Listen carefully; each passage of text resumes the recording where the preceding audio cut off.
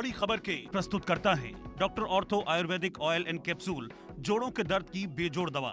सह प्रायोजक हैं पेट सफा आयुर्वेदिक चूर्ण, पेट सफा तो हर रोग दफा। राज्यसभा के लिए बीजेपी ने प्रत्याशी के नाम का किया ऐलान। बीजेपी ने इस बार एक महिला को दिया है मौका। बीजेपी ने डॉक्टर कल्पना सैनी को बनाया राज्यसभा प्रत्याशी।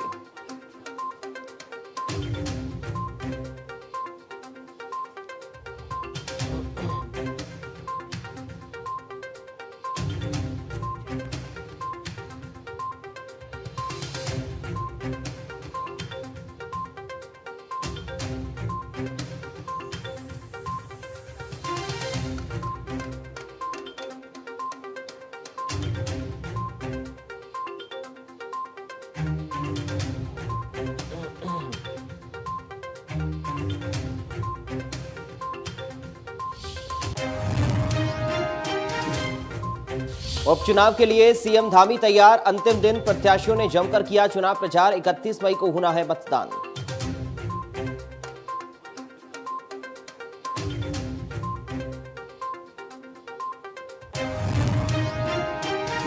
काशीपुर में बीते दिनों हुए हत्या का पुलिस ने किया पर्दाफाश। पत्नी नहीं कराई थी पति की हत्या, पड़ोसी से था पत्नी का अवैध संबंध। पत्नी ने षड्यंत्र रचकर कराई प्रेमी से पति की हत्या।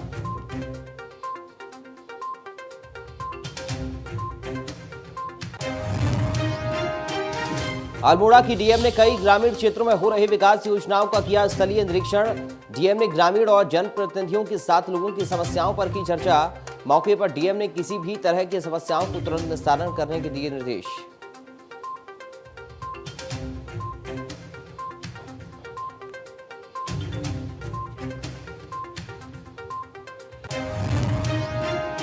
चारधाम यात्रा के दौरान नहीं थम रहा मौतों का सिलसिला। लगातार मौतों के आंकड़े बढ़ने से चारधाम यात्रा को लेकर प्रशासन पर उठ रहे सवाल। अब तक 98 यात्रियों की हो चुकी है मौत। मरने वालों में 2 कोरोना पॉजिटिव।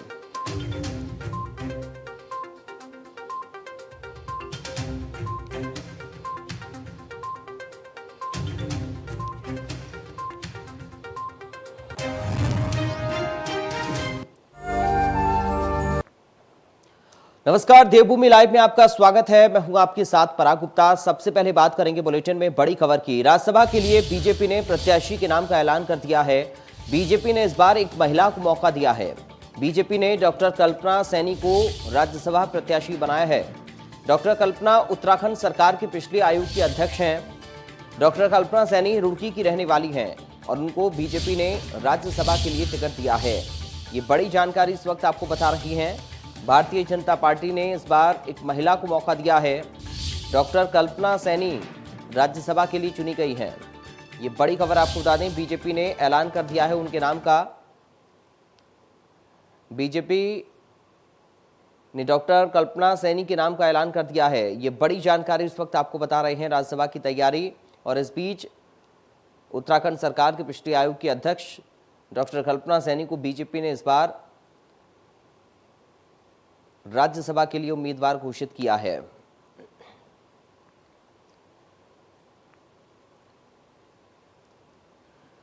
तो डॉक्टर कल्पना सैनी राज्यसभा प्रत्याशी होंगी। भारतीय जनता पार्टी ने उनके नाम का ऐलान कर दिया है। संवाददाता रोहित सोनी हमारे साथ जुड़ गए फोन लाइन पर।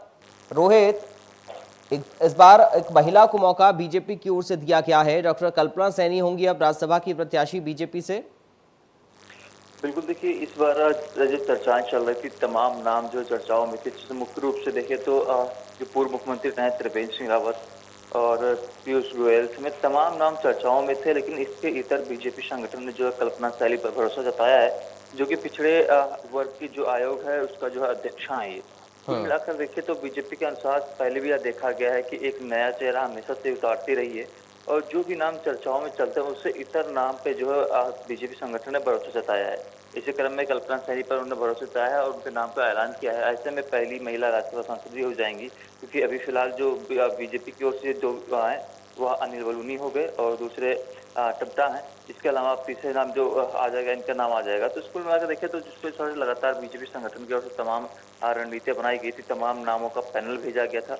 अब उन नामों के पैनल के बाद जो है अभी सब मुहर लग गई है और अब 3 लोगों का जो कोरम है वह पूरा हो जाएगा जी, जिसमें एक महिला भी शामिल रहेगी जी। शुक्रिया आपका रोहित, जानकारी और इस पूरी बातचीत के लिए। संवाददाता रोहित सोनी को आप सुन रहे थे, जो हम तक जानकारी पहुंचा रहे थे इस पूरी खबर को लेकर। डॉक्टर कल्पना सैनी उत्तराखंड सरकार के पिछले आयोग के अध्यक्ष हैं, जिनको अब बीजेपी ने राज्यसभा के लिए नामित किया है।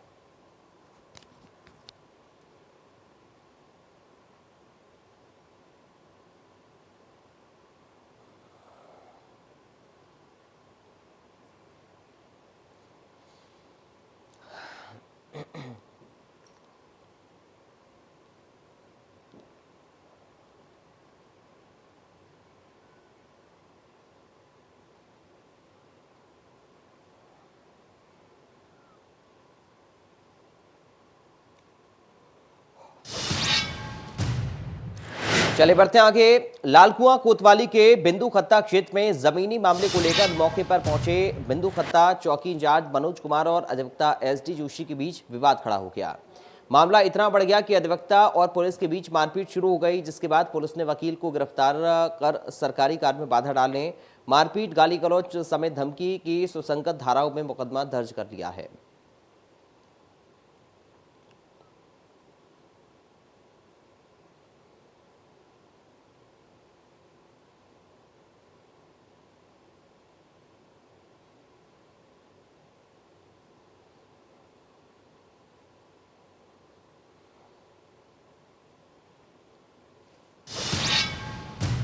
हल्द्वानी में द्वितीय राज्य ग्रैपलिंग कुश्ती प्रतियोगिता का आयोजन किया गया, जिसमें उत्तराखंड राज्य के 8 जिलों के करीब 200 खिलाड़ियों ने हिस्सा लिया।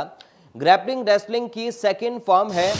भारतीय कुश्ती संघ ग्रैपलिंग के जरिए खिलाड़ियों की प्रतिभा को तराशने का प्रयास किया जा रहा है। सभी भार वर्गों में ग्रैपलिंग महिला और पुरुष दोनों के लिए कराई जा रही है। यहां से जीतने वाले खिलाड़ी ग्रैपलिंग की नेशनल टीम का हिस्सा बनेंगे। हल्द्वानी में आयोजित हुई द्वितीय राज्य ग्रैपलिंग कुश्ती प्रतियोगिता में 8 जिलों के करीब 200 प्रतिभागी हिस्सा ले रहे हैं। द्वितीय राज्य ग्रैपलिंग कुश्ती प्रतियोगिता का आयोजन किया गया है।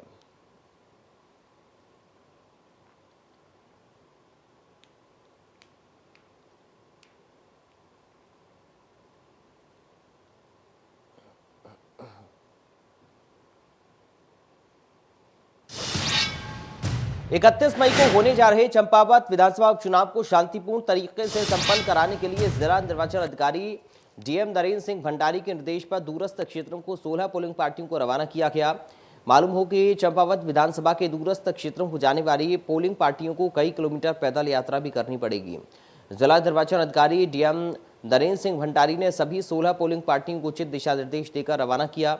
कोई भी समस्या होने पर बनाए गए कंट्रोल रूम में संपर्क करने के आदेश दिए। डीएम भंडारी ने सभी पोलिंग पार्टियों को चुनाव को शांतिपूर्ण व पारदर्शिता से संपन्न कराने के भी निर्देश दिए हैं।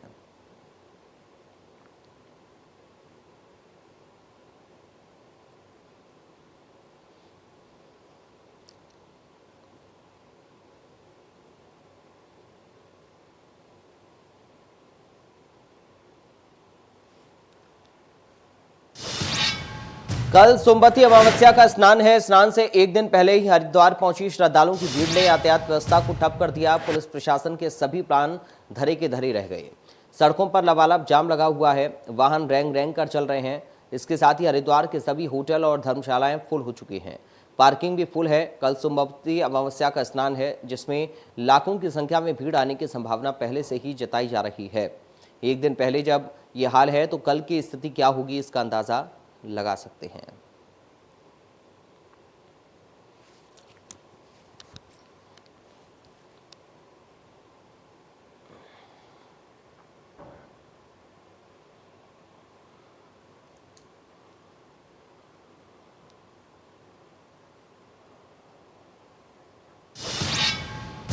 चारधाम में करीब 400 घोड़ा खच्चर की मौत हो चुकी है। सरकारी रिकॉर्ड में मात्र 86 घोड़ा खच्चर की ही मौत हुई है। केदारनाथ मार्ग पर इंसानों के साथ घोड़ा खच्चरों की भी मौत हो रही है। केदारनाथ यात्रा में 8200 घोड़ा खच्चरों का पंजीकरण हुआ है। करीब 40% श्रद्धालु घोड़ा खच्चर से पहुंचते हैं केदारनाथ।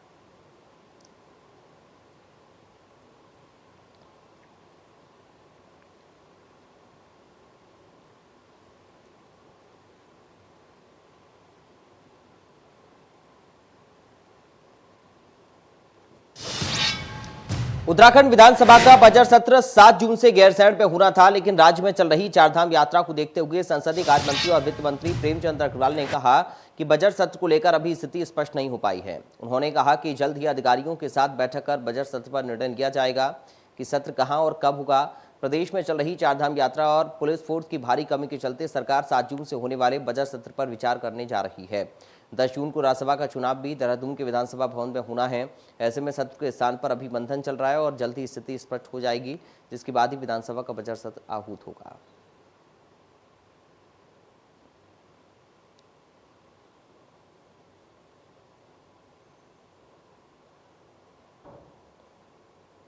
महसूस हो रहा है कि 10 जून को हमारे यहाँ राज्यसभा का चुनाव होना है और उसका जो स्थल है वो है उत्तराखंड विधानसभा देहरादून।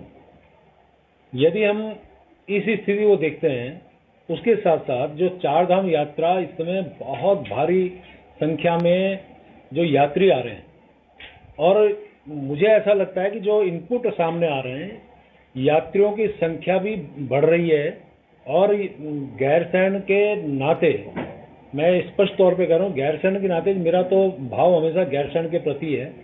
वहाँ सत्र चलाना, कैसे करना, कब करना, ये सारी चीज़ों पे अभी हम लोग विचार कर रहे हैं और बहुत जल्द इसके बारे में मैं अपने अधिकारियों की बैठक भी लेने वाला हूँ। तब इस पर निर्णय लेंगे कब और कहाँ और किस टाइम इसकी जो सत्र है वो हम करेंगे। देखिए, सत्र कहाँ होगा ये सरकार को तय करना है। सत्र जहाँ भी होगा कांग्रेस उसमें प्रतिभाग करेगी, सरकार को घेरने का काम करेगी। जहाँ तक आपने कहा कि हमारे तर्कश में कितने तीर हैं, तो उसकी कमी नहीं है, मुद्दों की भरमार है और जो सदन की अवधि है वो बहुत कम है। हमारी कोशिश होगी कि जो मुद्दे वर्तमान समय में जो है हमारे सामने है, उनको हम प्रमुखता के साथ जो है कार्य स्थगन के माध्यम से सदन में उठाने का काम करेंगे।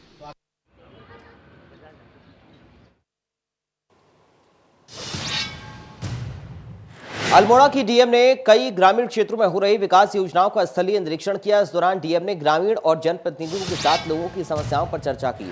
वहीं डीएम ने लोगों को किसी भी प्रकार की हो रही समस्याओं को तुरंत निस्तारण करने के निर्देश दिए। वहीं उन्होंने क्षेत्र के कई विद्यालयों में छात्रों के साथ पठन पाठन की समीक्षा की।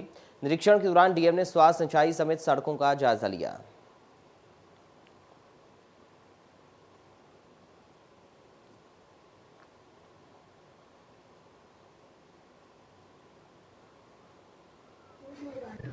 काफ़ी समय से ये जिला पंचायत क्षेत्र में जनप्रतिनिधियों के द्वारा डिमांड की जा रही थी कि आप लोग सभी अधिकारियों को लेकर हमारे क्षेत्र का स्थलीय निरीक्षण करें। सड़क के, बिजली के, पानी के विभिन्न मुद्दे जो ग्रामीण जनप्रतिनिधि हैं, ग्राम प्रधान, जिला पंचायत, क्षेत्र पंचायत सदस्यगण, उनके द्वारा उठाए गए हैं। सभी संबंधित विभागों के द्वारा मौके पर ही स्थलों का निरीक्षण भी किया गया है और जो समस्याओं के समाधान हो सकते हैं उनके लिए निर्देश दिए गए।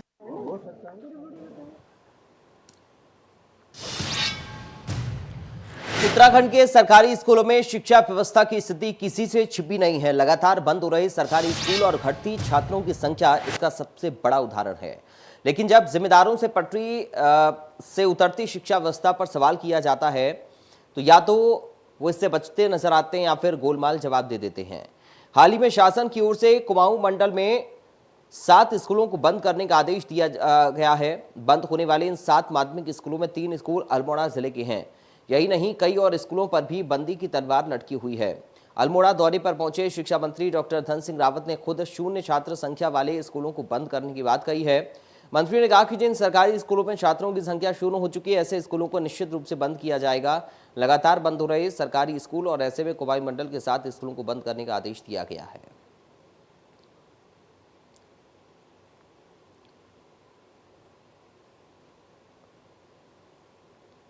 कि उत्तराखंड का छात्र अनुपात अगर देखा जाए तो उसमें सरकारी कॉलेज इस समय लगभग हमारे 104 नए कॉलेज और जो है हमने संचालित किए हैं जहाँ छात्र संख्या बढ़ चुकी है। हाँ, अगर जिस गांव में एक भी छात्र नहीं है तो निश्चित रूप से वहाँ का स्कूल बंद होगा, लेकिन अगर कहीं एक भी छात्र है तो इस स्कूल बंद नहीं। यमुनोत्री धाम की यात्रा का आगाज हुए 1 महीने होने वाले हैं, लेकिन स्थिति जस की तस है। यमुनोत्री धाम का पैदल मार्ग अब चलने योग्य नहीं है। जानकी चट्टी से यमुनोत्री धाम तक 5 किलोमीटर पैदल दूरी है और रास्ते जलमग्न हैं। यमुनोत्री धाम के पैदल मार्ग की सफाई का काम जिला पंचायत उत्तरकाशी देखता है और टैक्स की वसूली भी जिला पंचायत ही करता है, लेकिन पैदल मार्ग की तस्वीर साफ है जो दिखाई दे रही है। यमुनोत्री धाम का रास्ता बदहाल है।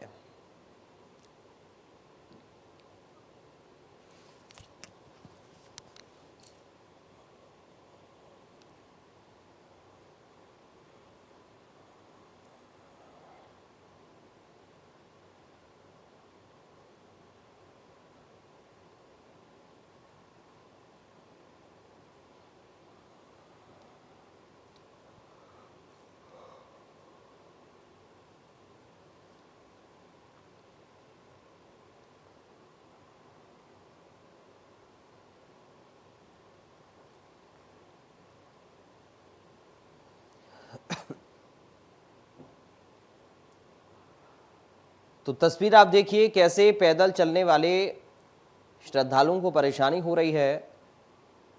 पानी भरा हुआ है, कीचड़ है।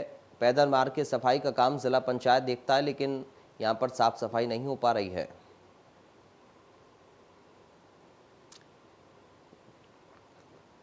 पाँच किलोमीटर पैदल दूरी तय करनी पड़ती है, लेकिन रास्ते की स्थिति देखकर आप अंदाजा लगा सकते हैं कि कैसे यहां से श्रद्धालु गुजरते होंगे।